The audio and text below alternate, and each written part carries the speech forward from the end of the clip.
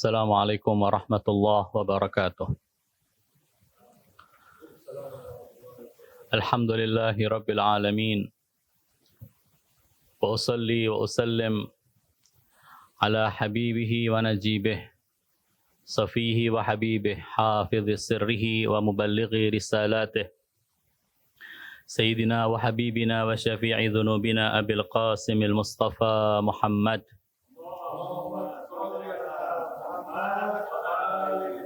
وعلى أهل بيته الطيبين الطاهرين والأئمة الهدى الهادين المهديين، لا سيما بقية الله في الأرضين، روحي وروح العالمين له الفداء.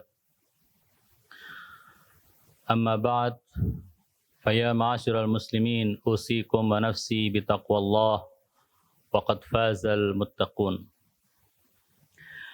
Di awal khutbah ini saya mewasiatkan kepada diri saya dan kepada hadirin dan hadirat sekalian dengan pesan takwa.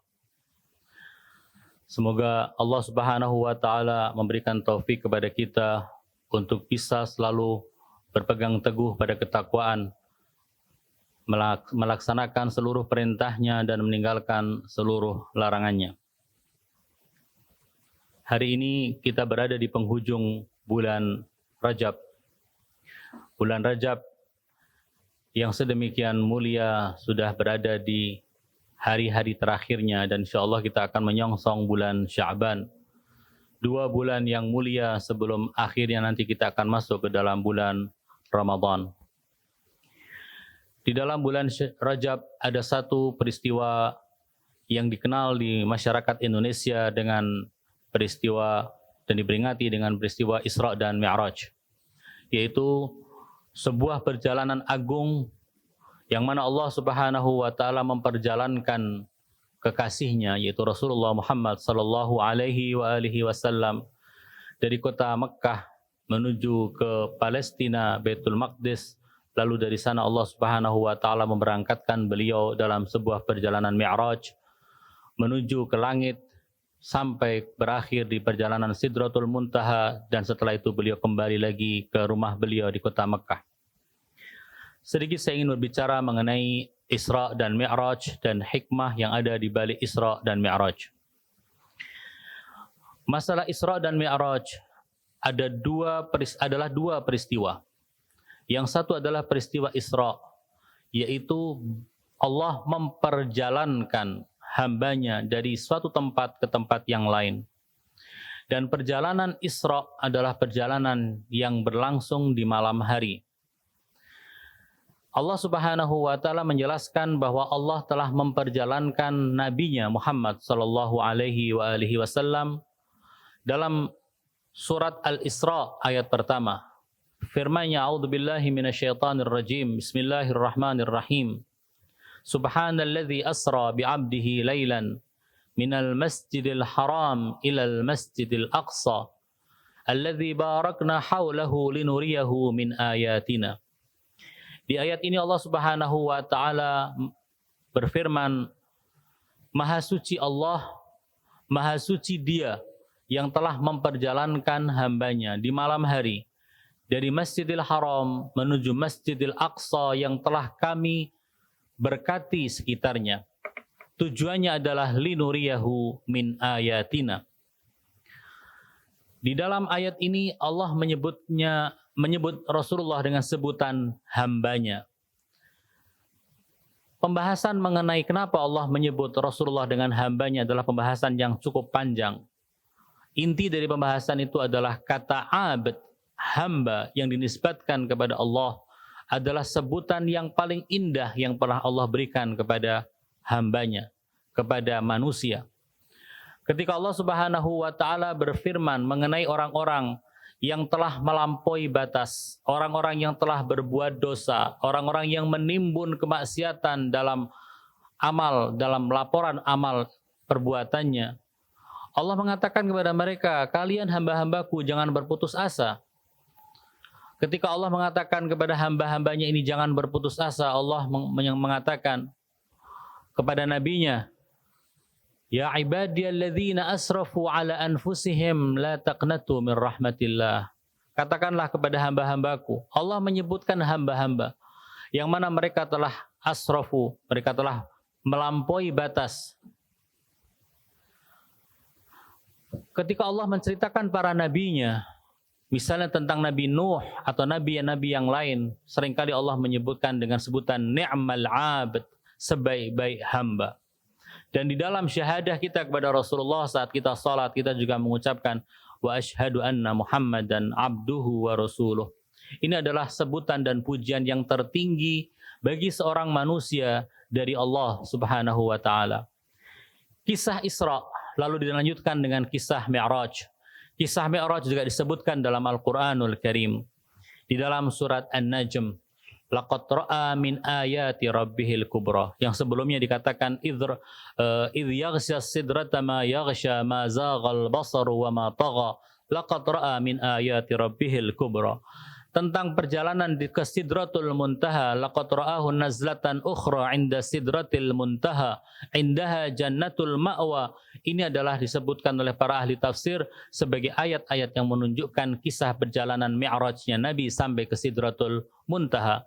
Dan ujung daripada perjalanan Mi'raj juga Allah mengatakan laqad ra'a min ayati rabbihil kubra. Dia telah melihat ayat-ayat dan tanda-tanda kebesaran dari Tuhannya yang besar, yang agung.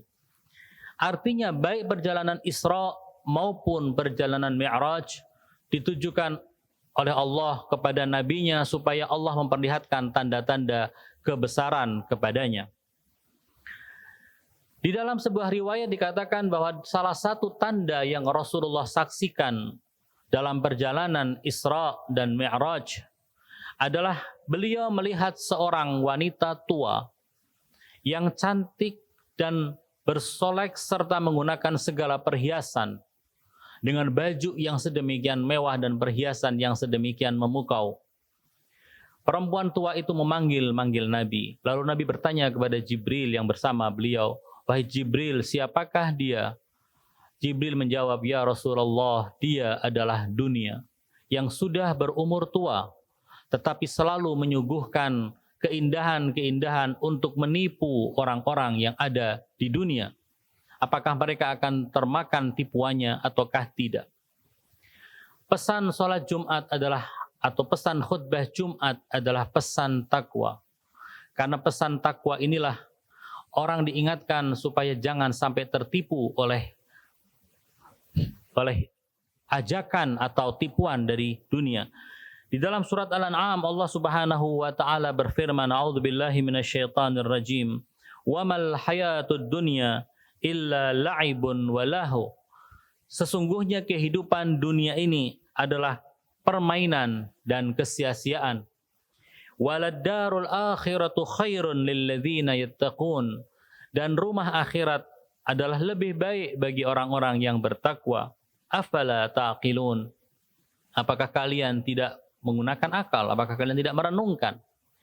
Di ayat ini Allah Subhanahu wa taala menyebutkan bahwa orang-orang mungkin akan tertipu oleh kehidupan duniawi. Orang akan tertipu oleh gemerlap indahnya dunia, oleh godaan-godaan dunia. Tetapi orang-orang yang bertakwa, walaupun dia menyaksikan godaan dunia, tetapi dia lebih memilih untuk mengedepankan akhirat. Karena itulah Allah Subhanahu wa taala mengatakan, "Walad darul akhiratu khairun lil ladzina yattaqun." Bukan orang-orang yang bertakwa itu tidak melihat keindahan dunia, mereka menyaksikan keindahan dunia. Bukannya orang-orang yang bertakwa itu tidak digoda oleh dunia, mereka juga digoda, tapi mereka tidak mau memenuhi ajakan dan panggilan dunia. Karena bagi mereka tujuan daripada kehidupan ini bukan di dunia, melainkan di akhirat. Apa yang dikatakan oleh Amirul Mukminin Ali bin Abi Thalib alaihissalam jelas sekali mengenai dunia. Ad-dunya daru mamar, la daru maqar. Dunia itu adalah tempat berlalu, bukan tempat untuk tinggal. Orang yang bertakwa, ketika dia tahu kesalehan itu akan berbuntut kepada kehidupan yang abadi, yang indah di akhirat nanti, akan mengabaikan godaan dunia. Mereka telah mengenal apa itu dunia dan tipuannya.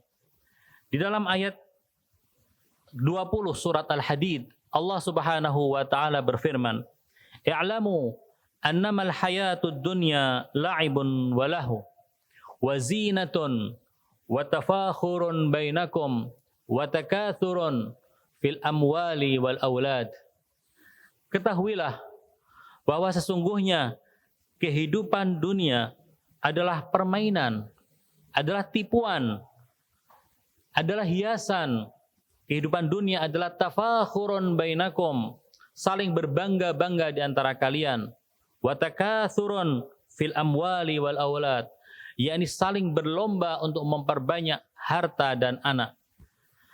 Di dalam ayat ini Allah menyebutkan beberapa hal mengenai dunia. Yang pertama adalah bahwa dunia adalah permainan. Kita melihat permainan yang ada di dunia. Mungkin ketika kita di usia dewasa menyaksikan anak-anak kecil memiliki mainan mereka. Mereka bermain dengan alat-alat main mereka. Lalu kemudian kita mengatakan anak-anak kecil kehidupannya adalah dengan permainan itu.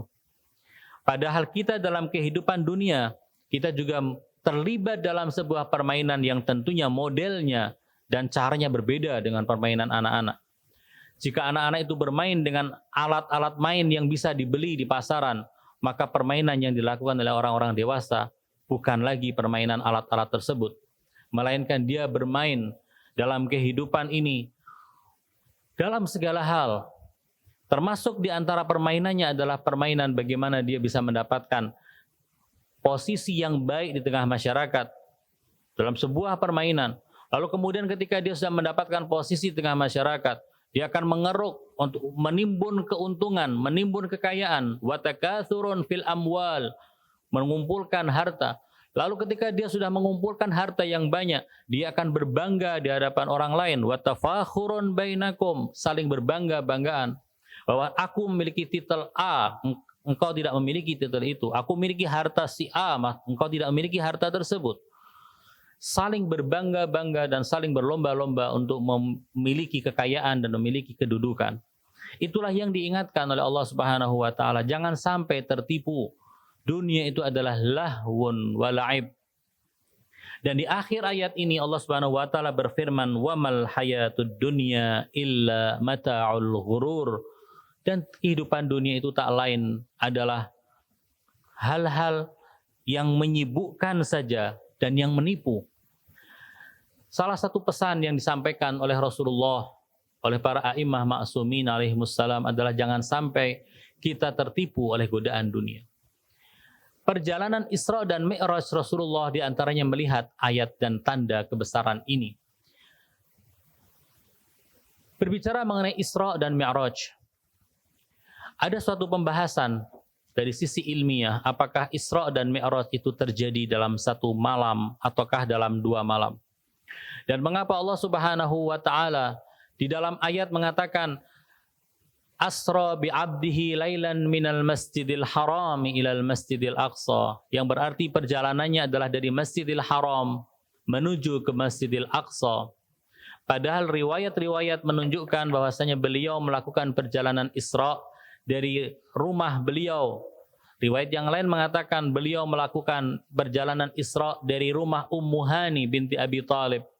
Riwayat yang lain sesuai dengan ayat beliau berangkat Isra dari Masjidil Haram. Riwayat-riwayat ini sebenarnya bisa dikumpulkan dalam sebuah kesimpulan bahwa ketika Allah Subhanahu wa taala menceritakan perjalanan Rasulullah sallallahu alaihi wasallam dalam Isra itu dari Masjidil Haram, artinya tempat-tempat yang berdekatan dengan Masjidil Haram juga bisa diliputi oleh ayat ini. Artinya Allah Subhanahu wa taala menyebut rumah Ummu Hani atau rumah Rasulullah yang berdekatan dengan Masjidil Haram disebutnya sebagai Masjidil Haram. Atau dengan kata lain, Allah sedang berfirman perjalanan ini terjadi dari kota Mekah menuju Baitul Maqdis. Dan kota Mekah itu meliputi seluruh isinya. Termasuk diantaranya adalah Masjidil Haram dan rumah Ummu Hani atau rumah Rasulullah sallallahu alaihi wasallam. Ada lagi pembahasan mengenai apakah Isra dan Mi'raj itu terjadi bersamaan di satu malam ataukah tidak. Yang jelas, apapun yang kita yakini, baik kita meyakini Isra dan Mi'raj terjadi pada satu malam, ataukah Isra dan Mi'raj adalah 2 peristiwa yang terjadi di 2 waktu yang berbeda. Yang pasti, kedua perjalanan itu pernah terjadi pada diri Rasulullah sallallahu alaihi wasallam. Yang menjadi pertanyaan adalah mengapa pada tanggal 27 Rajab yang diperingati di kebanyakan wilayah di Indonesia dengan peringatan Isra dan Mi'raj, para pengikut Ahlul Bait memperingati tanggal 27 Rajab sebagai peristiwa Bi'tsah. Apakah peristiwa Bi'tsah yang terjadi pada tanggal 27 Rajab juga peristiwa Isra Mi'raj terjadi pada tanggal 27 Rajab? Jawabannya mungkin saja peristiwa Bi'tsah terjadi pada tanggal 27 Rajab dan peristiwa Isra Mi'raj jika terjadi bersamaan di satu malam juga terjadi pada tanggal 27 Rajab, tapi tahunnya berbeda. Tahun Bi'tsahnya Rasulullah adalah tahun pertama Bi'tsah, yaitu saat beliau berumur 40 tahun. Sementara masyhur di kalangan para ulama Ahlus Sunnah, peristiwa Isra dan Mi'raj terjadi pada tanggal 27 Rajab tahun 10 kenabian, yakni 10 tahun setelah Rasulullah menjadi Nabi. Atau dengan kata lain, setelah wafatnya Abu Talib dan Khadijah Al-Kubra salamullah alaihima, dua orang yang menjadi benteng Nabi SAW dalam menyebarkan ajaran Allah dan mengajak umat kepada tauhid. Kita berharap pada Allah Subhanahu wa taala semoga Isra dan Mi'raj dan spirit Isra dan Mi'raj atau spirit bi'tsahnya Rasulullah bisa mewarnai kehidupan kita. Apalagi Rasulullah sallallahu alaihi wasallam mengenai bi'tsah beliau mengatakan innama bu'itstu liutammima makarimal akhlak. Sungguhnya aku diutus oleh Allah tidak lain adalah untuk menyempurnakan makarimal akhlak. Semoga Allah Subhanahu wa taala menjadikan kita orang-orang yang selalu mengikuti jejak Rasulullah, meneladani beliau dan bisa menghiasi diri kita dengan makarimul akhlak sebagaimana beliau telah menghiasi dirinya dengan makarimul akhlak. A'udzu billahi minasyaitonir rajim. Bismillahirrahmanirrahim. Wal 'asr innal insana lafi khusr illa alladhina amanu wa 'amilus solihat wa tawasaw bil haqqi wa tawasaw bis sabr. Barakallahu li wa lakum fil Qur'anil 'azim wa nafa'ani wa iyyakum bima fihi minal ayati wadh-dhikril hakim wa taqabbala minni wa minkum tilawatahu innahu huwal ghafurur rahim.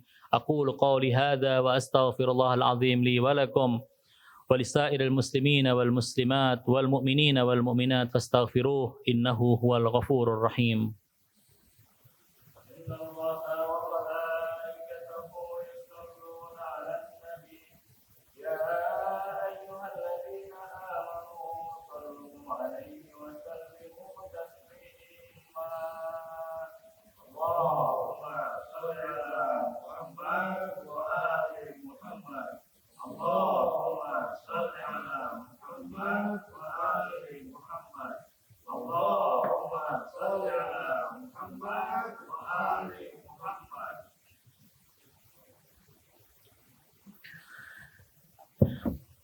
Innal hamdalillah nahmaduhu wa nasta'inuhu wa nastaghfiruh wa nastahdihi wa nastarshiduh wa na'udzu billahi min shururi anfusina wa min sayyiati a'malina.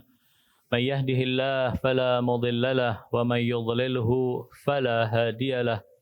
Asyhadu an la ilaha illallah wahdahu la syarika lahu wa asyhadu anna Muhammadan abduhu wa rasuluh. Allahumma salli wa sallim ala habibika wa najibik Abil Qasimil Mustafa Muhammad.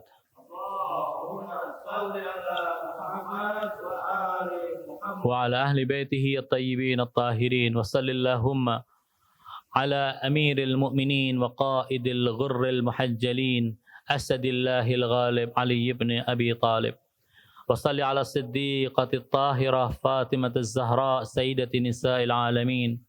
وصل على سبطي نبي الرحمة وسيدي شباب أهل الجنة الحسن والحسين وصل على أئمة المؤمنين علي بن الحسين ومحمد بن علي وجعفر بن محمد وموسى بن جعفر وعلي بن موسى ومحمد بن علي وعلي بن محمد والحسن بن علي والخلف القائم المهدي حجاجك على عبادك وأمنائك في بلادك صلاة كثيرة دائمة. أما بعد فيا معاشر المسلمين usikum wa nafsi bitaqwallah.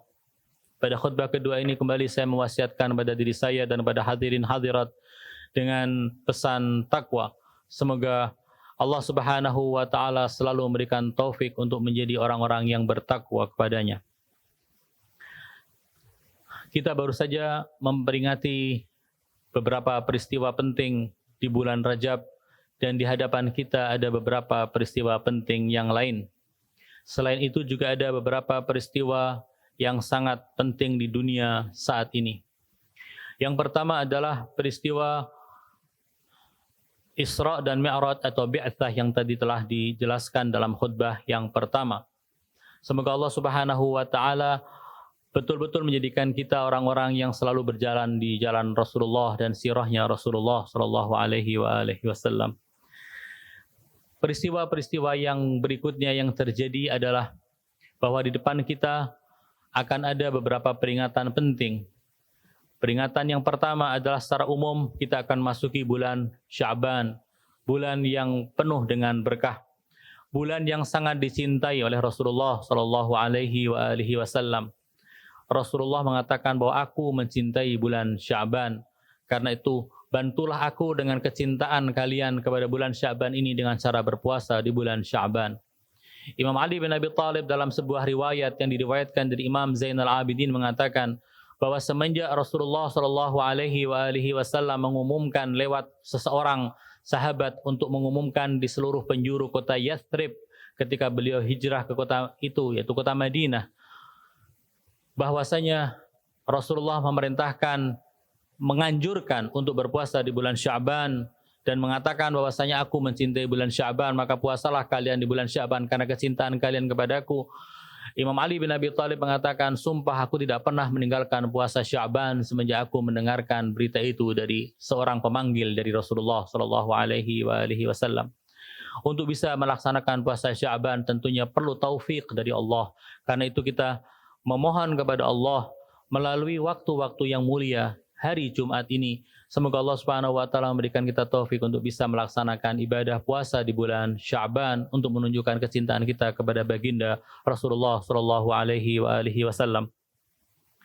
Peristiwa berikutnya yang akan terjadi di hadapan kita adalah milad atau kelahiran tiga manusia agung yang secara berurutan, yaitu Imam Husain alaihissalam, Abul Fadl Abbas dan Imam Zainal Abidin. Lalu kemudian di pertengahan bulan Sya'ban kita akan memperingati peristiwa milad sahibul asri waz zaman al-Imamul Mahdi al-Muntazar ajjalallahu taala farajahu syarif.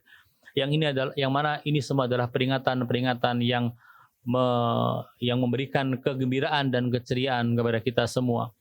Sangat menarik. Tiga orang yang menjadi saksi peristiwa Karbala, yaitu Imam Husain, Abul Fadl Abbas dan Imam Zainal Abidin lahir di bulan yang sama dan di waktu yang berdekatan. Dan yang menarik pula, bulan Sya'ban adalah satu-satunya bulan di dalam bulan-bulan Hijriyah yang tidak ada wafatnya a'immah di bulan tersebut. Sementara bulan Muharram adalah bulan yang mana tidak ada kelahiran seorang imam pun di bulan itu. Artinya bulan Sya'ban adalah bulan penuh dengan keceriaan, sementara bulan Muharram adalah bulan yang penuh dengan duka. Apa rahasia yang ingin Allah sampaikan kepada kita tentang ini? Allah Ta'ala yang lebih tahu apa rahasianya. Berbicara mengenai Imam Husain, mungkin kita sudah mendengar dan sudah mengetahui Imam Husain dan perjuangan serta semangat spirit yang beliau tiupkan ke dada setiap mukminin dan mereka yang mendambakan kebebasan sepanjang zaman melalui perjuangan beliau dan pengorbanan besar yang beliau lakukan di Karbala. Abul Fadl Abbas adalah tokoh kedua yang kita juga sering kali mendengar kisah tentang kepahlawanan Abul Fadl Abbas. Tapi tahukah kita bahwa Abul Fadl Abbas ketika meneguk cawan syahadah di Karbala, ketika Abul Fadl Abbas memiliki pengorbanan yang sedemikian besar, ditawari oleh Shimir bin Dzil Jaushan untuk mendapatkan keamanan atau pengamanan, tapi beliau menolak dan tidak bersedia untuk meninggalkan Imam Husain. Beliau memilih untuk dibunuh dengan cara yang paling keji, tetapi tidak mau meninggalkan Imam Husain barang sejenak. Abul Fadl Abbas, tahukah kita bahwa Abul Fadl Abbas yang dikenal sebagai jawara adalah seorang anak muda yang menyibukkan dirinya dengan ibadah kepada Allah. Abul Fadl Abbas yang kita sering kali mendengar, sosoknya adalah sosok pahlawan di medan tempur.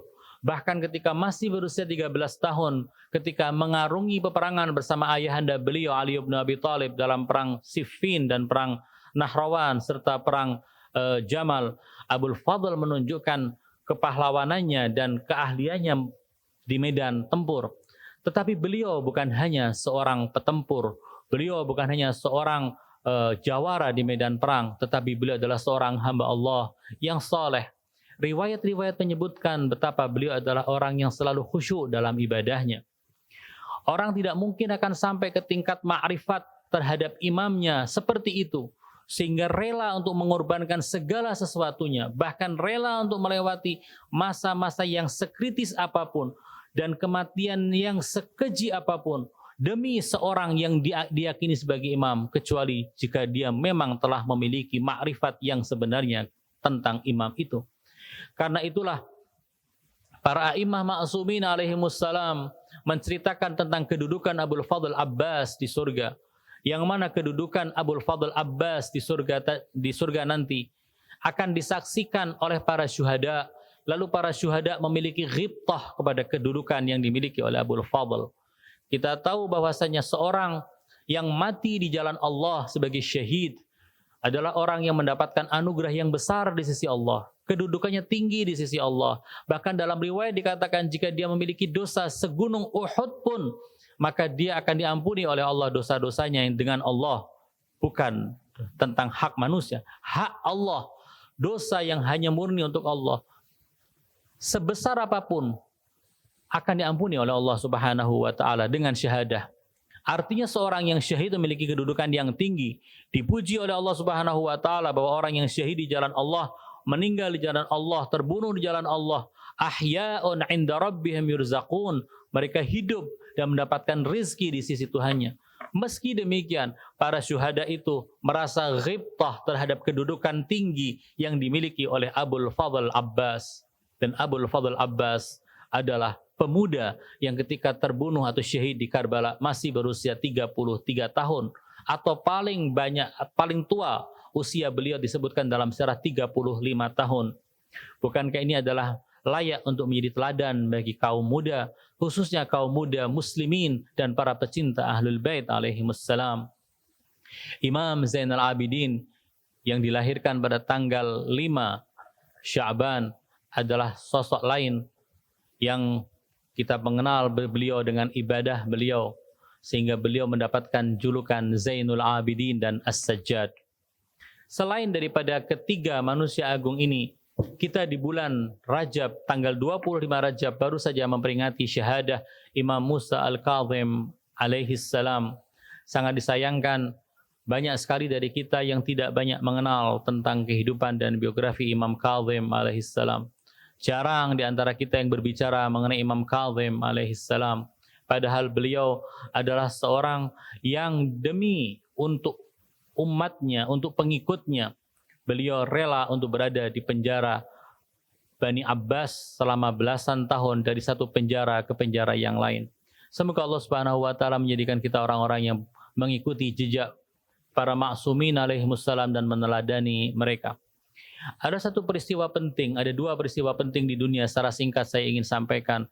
Yaitu yang pertama adalah pertemuan dua pemimpin agama.